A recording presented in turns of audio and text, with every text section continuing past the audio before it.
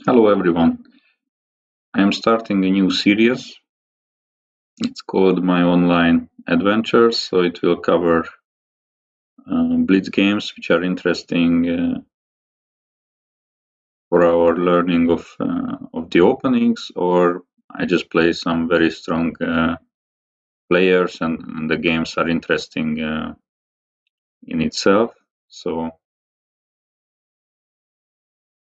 in the first episode of this series, I will cover games against Magnus Carlsen. We played 3 days ago, I believe, and it was a night, so like 3 a.m. my time or something. I challenged him. I was not really expecting him to accept, obviously, but of course it was a great honor, and we played 2 games. And this is like really interesting that after the previous video you will see in the second game in this video that what happened. So it's also very relevant for our studies regarding the 1d4 course, which is, by the way, still on sale for 20 more hours. So if you would like to check it out, this is a good opportunity now. So it's a huge sale for this Black Friday. All right, so let's start with the first game. So I was with the black pieces, so maybe it's better to flip the board. So he played e4. I mean, again, I was like surprised that he accepted, so I just played e5. Like, it's not necessarily my main choice recently in blitz, but okay, I just played something quickly. Knight c6. He played the scotch. Knight takes d4, bishop c5. It's a first interesting moment because in classical games I used to play with bishop b4 check first, c3, and then bishop c5.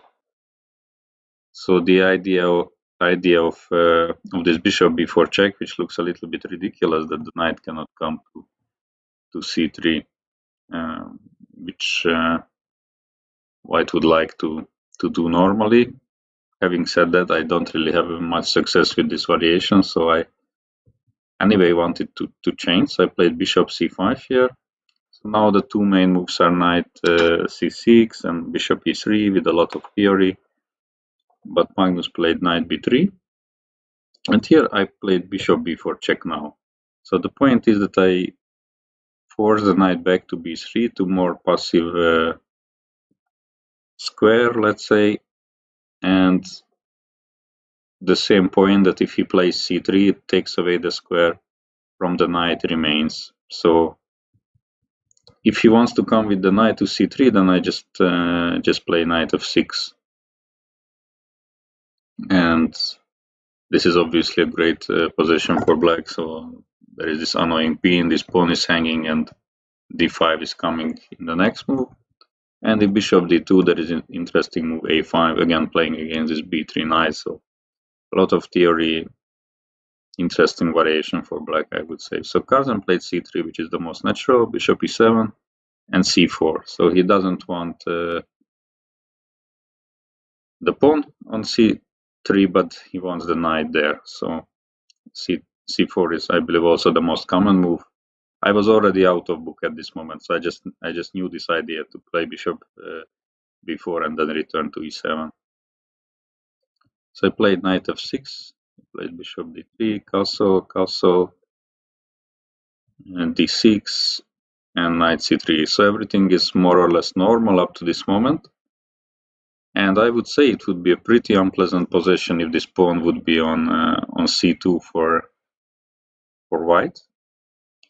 But since it is on c4, I have some nice squares to target. For example, if I could trade a knight on c5, that would make the d4 square, pretty nice for me to occupy. And in general, of course, the dark squares are a little bit weaker in white's position since these pawns are there. So the d4 pawn can be can be a nice outpost for my knight.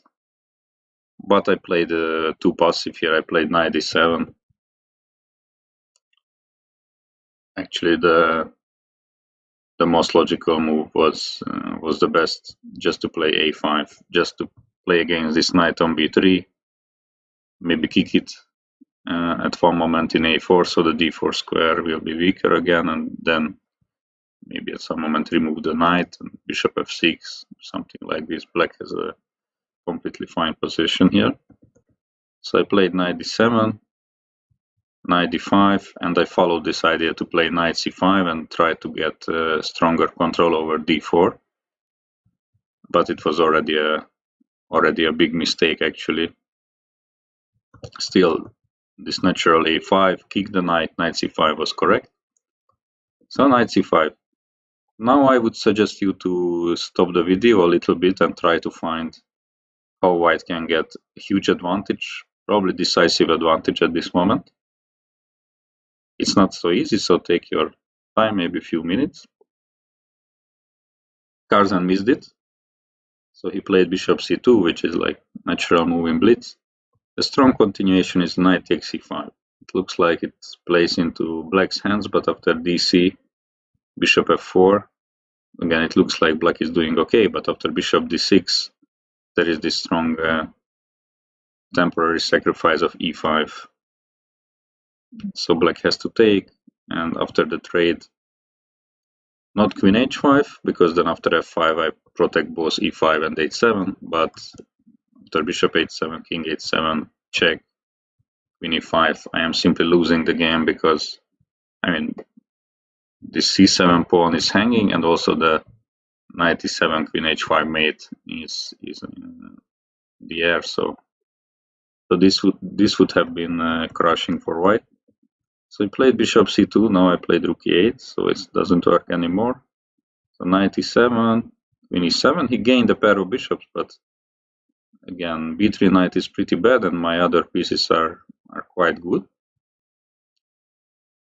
So rook e1, queen f6, that was a good move, and the position is actually just balanced here.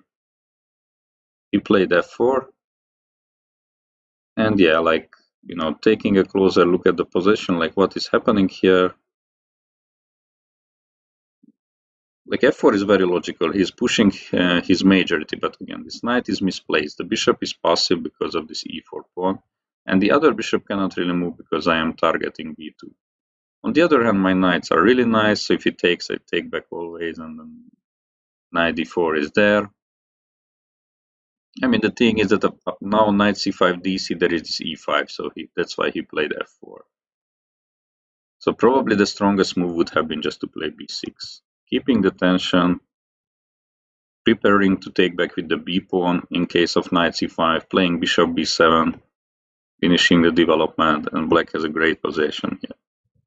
Instead I took on b3, which was also not too bad, ab, and played knight d4. So this was a straightforward way to play. Okay, so I put my knight there, it goes with the bishop, and I played c5. So I was satisfied with my position at this moment. Bishop d2 and b6. So bishop is going to the long diagonal.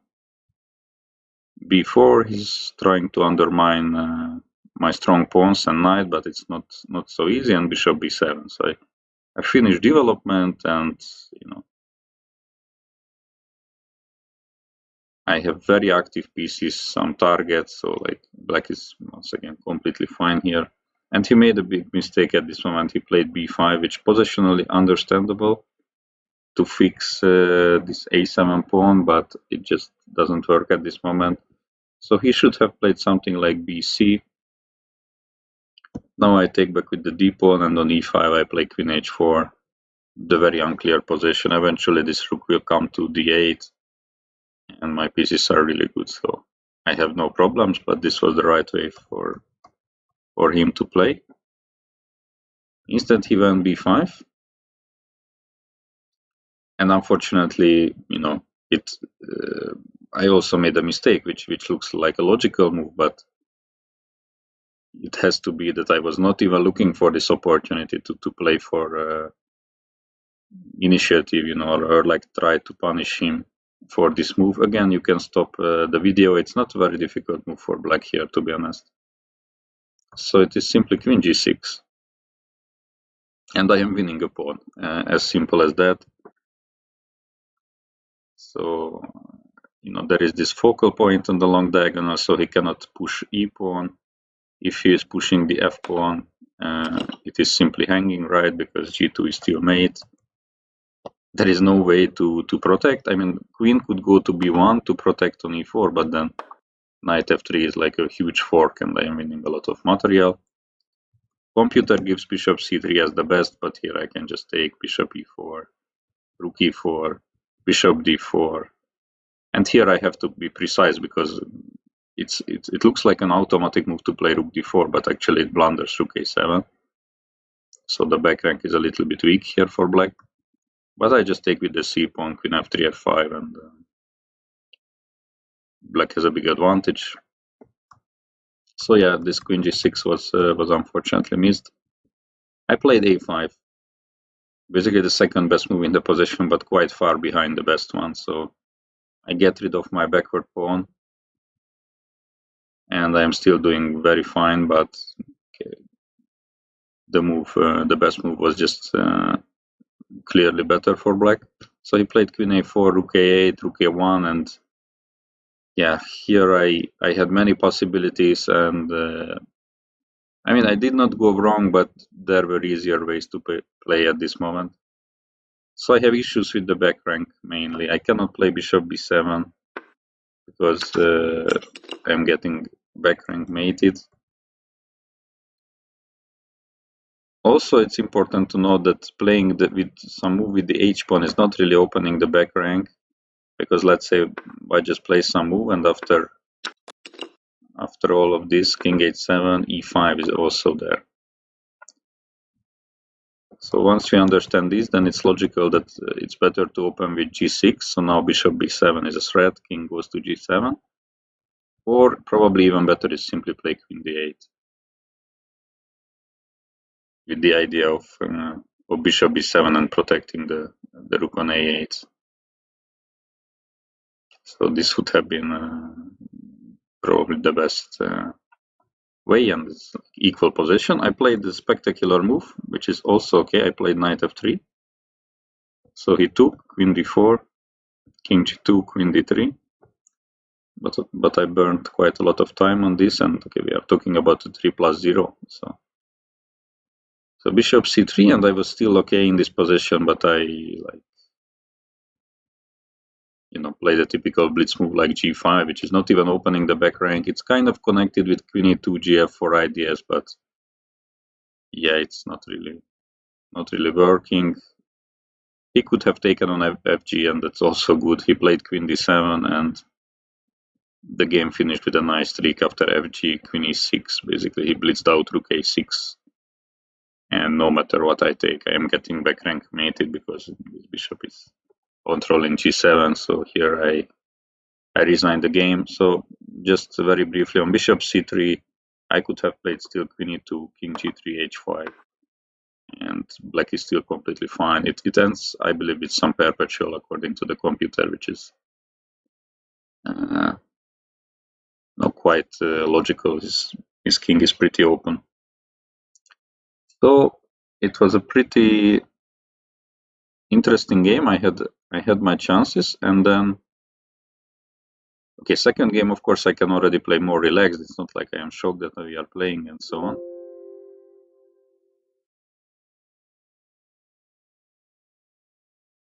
So I play with white pieces. d4, knight f6, c4, e6, knight c3, bishop b4. I was happy that he's playing the Dimsel. So queen b3, c5, dc, knight c6, knight f3, knight e4. He plays the main line. So we follow the main line, bishop c5, g3, short castle, bishop g2, and f5. Like, it is incredible that like 1 day ago I analyzed the game Leon Levaich against Alexeyenko, and I said this f5 is not the most precise, little bit inaccurate, and 1 day later I probably for the first time in my life I play blitz against Carlsen, I mean, unless he played with some secret account in the past, but I don't know. And then he plays the same way. So it's pretty interesting. So I play castle b6. Everything goes according to the analysis and the previous video. So if you haven't seen that, feel free to check out. I speak in more detail about the position there. And I managed to recall what I analyzed. So rook d1, bishop b7, and queen c2. So I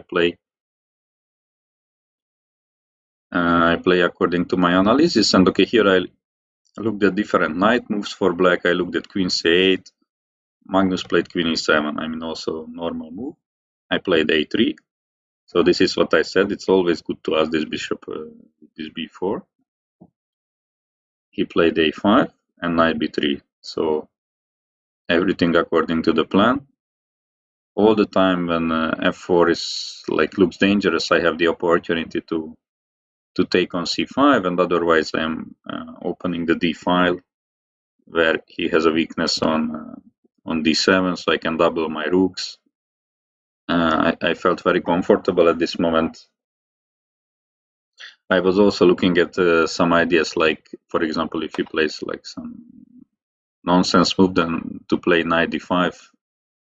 It was a little bit also a possibility, like ed, cd, and some d6 in the future. I mean, okay, there is knight d8 still, so it's probably not working at this moment, but I just felt that my position has a lot of potential at this moment. He played rook b8. Great move, protecting the bishop, so the knight is free to move from c6. And here I made a very natural move, but objectively speaking, this is inaccurate. So I played rook d2, a little bit, and not that it's slow, but it's just I have to be precise with the move order if I want to get an advantage. So basically, the most principal move was knight b5 here. So now again, the plan is to put the queen on c3. I mean, queen is just brilliant on c3, controlling this e5 square, which the knight can jump many times, and I want to double my rooks. Also, the queen from c3 is looking towards the a5 pawn, which once I take on c5 can become a serious weakness. Knight d6 is also an idea after I trade the bishop, so this knight b5 was very strong. Game could have continued like knight e5, queen c3, queen f6,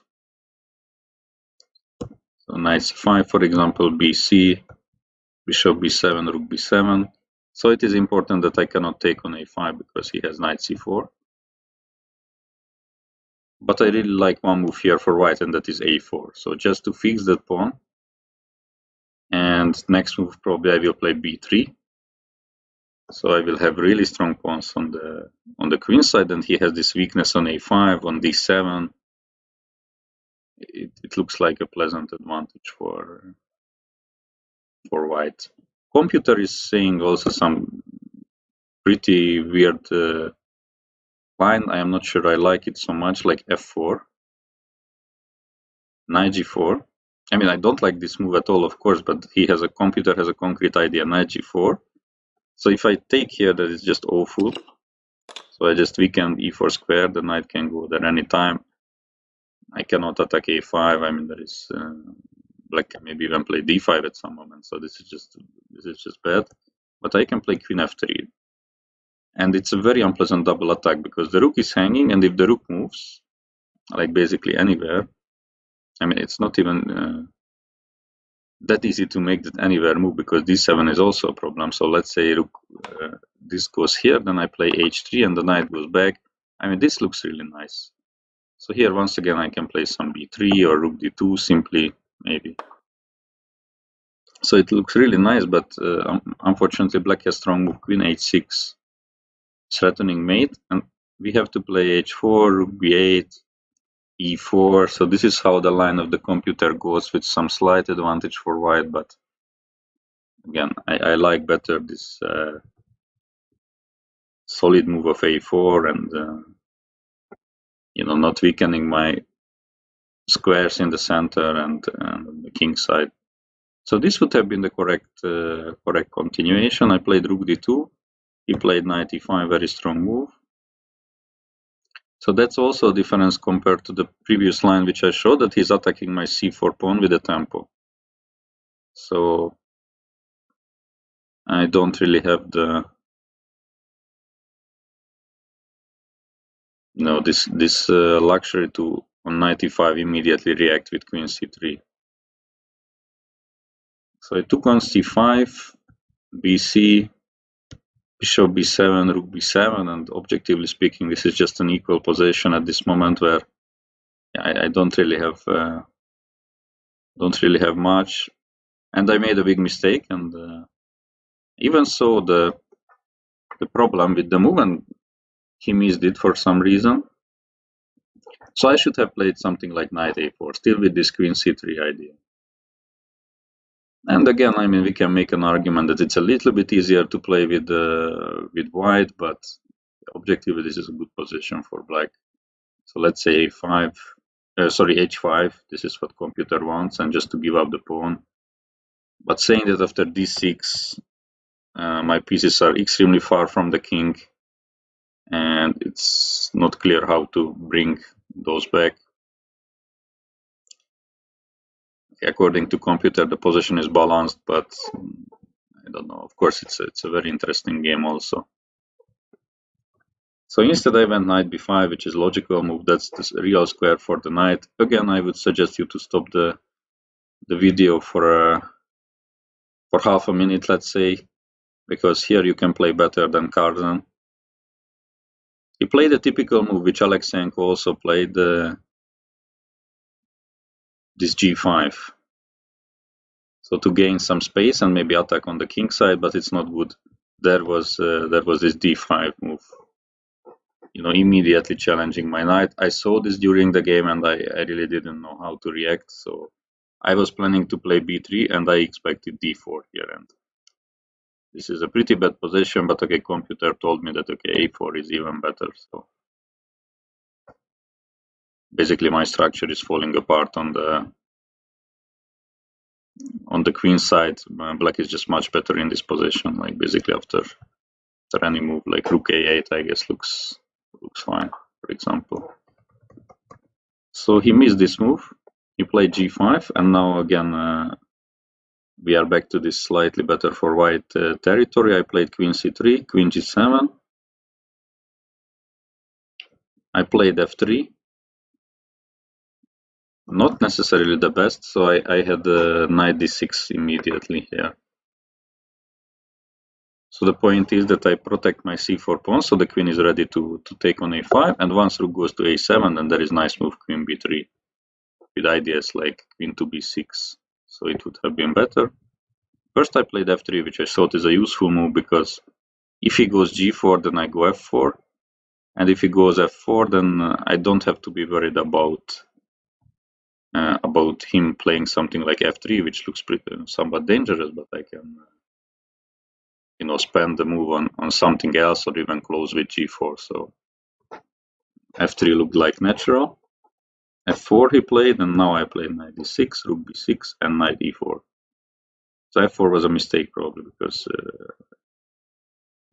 f3 basically prepared for this scenario, because if in such position black could play f3, then it's a different story, but he cannot. And he cannot really do much here. My knight is super strong. I will probably double on the d file. His pawns are hanging on the queen side, so this is already a nice advantage. If he wants to complicate with g4, I can simply take fg. Nothing is going on. Queen cannot take because the knight is hanging.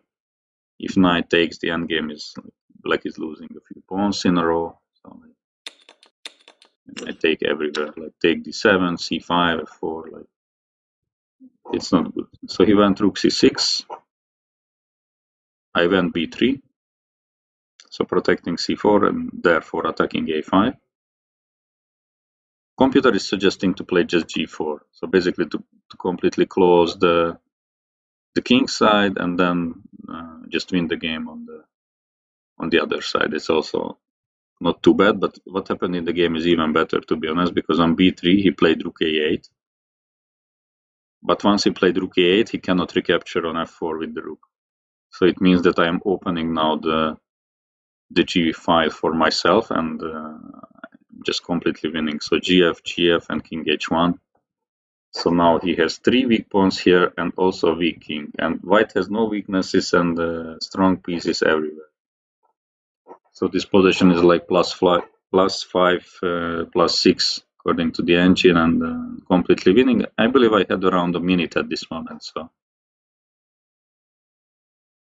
and I mean, I understood that I am winning here. And okay, the next few moves I continued in the correct way. So rook g1, knight has to go back to g6, queen d3, even king h8 out of the pin, queen d6, rook c8, and queen b6. I mean, of course, queen a6 is even a little bit more precise. So now the pawn is just falling without any compensation. I mean, not that after queen b6, a4, b is a big problem for me. So now he played rook c6, queen b7. So he offered repetition, but of course I play on like it is a winning position for me. Queen b1, rook c7, played a5, rook a8, queen b5, everything is correct. Rook c8 to a7, and this was the moment where it was the easiest for me to win.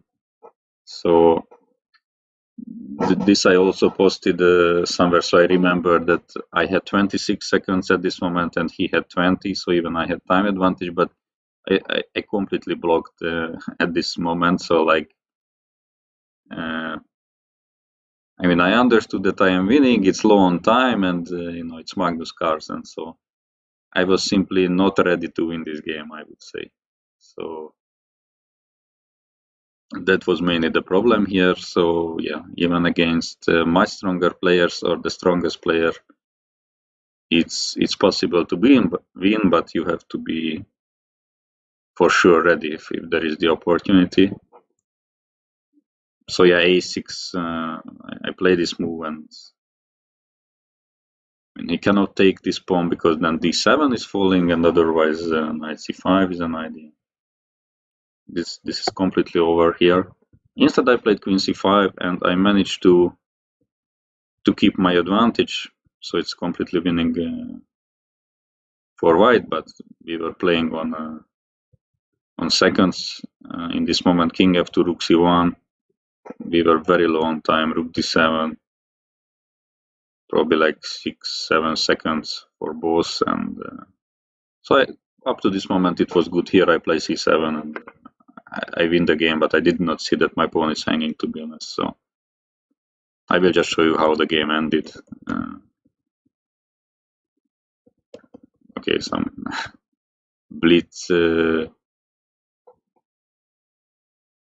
craziness, and okay, I lost on time at this moment that he had like 1.5 seconds or something left. So in any case, it was a pretty good experience for me. I mean, of course, I was disappointed by losing both games, having such great chances, but like I was happy to try this queen b3 Nimzo against him, and I can say that if it's like I gained some time on the clock, and I also had a slightly better position out of the opening, so I was pretty happy with that fact. All right, so that was today's video. I hope you liked it. Since that time, I played some other interesting matches which I may cover in this series. So yeah, and once again, if you are interested, this is the last day when our course with Angelica is for sale. So feel free to check it out on Chessable. And if you like the video, please subscribe or comment if you like, or share, even though I don't know how it is possible, to be honest. But so in any case, hope to see you very soon.